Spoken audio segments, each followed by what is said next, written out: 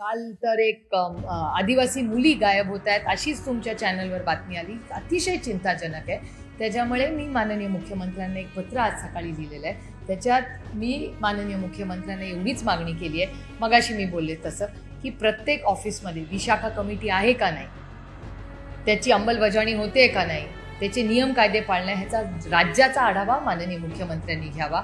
आज परिस्थिती जेव्हा गंभीर आहे महाराष्ट्रामध्ये आणि आज त्यांनी जे बिल घेतलं त्याला महाराष्ट्रात महिला आयोगाला अध्यक्ष नसल्यामुळे केंद्रातल्या महिला आयोग त्यांना बोलवायला लागल्या. तर मग महाराष्ट्रात लोकल महिला आयोग नको का? कारण का त्याला एक अध्यक्ष नको का? आता त्या ज्या आदिवासी मुली गेल्या, मिसिंग मुली आहेत, त्यांना कोण न्याय देणार?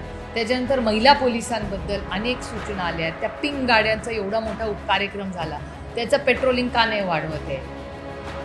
मग प्रत्येक पोलीस स्टेशनमध्ये प्रत्येक महिलेला आधार वाटला पाहिजे जाताना, की मी पोलीस स्टेशनला गेले, माझ्यावर अन्याय झालाय, मला न्याय मिळेल. ह्याच्यासाठी आम्ही करू ना मदत महाराष्ट्र सरकारला. अनेक NGO जर आम्ही सगळं विरोधात असलं तरी कॉमन मिनिमम प्रोग्रॅम जर काढला, आता कुपोषणासारखा विषय, कुपोषणात काय आमचं वेगळं मत असणार आहे का मुख्यमंत्र्यांपेक्षा? का नाही काही गोष्टींवर आपण एकत्र महाराष्ट्राच्या हितासाठी काम करायचं? त्यांनी हाक दिली तर आम्ही देऊ ना.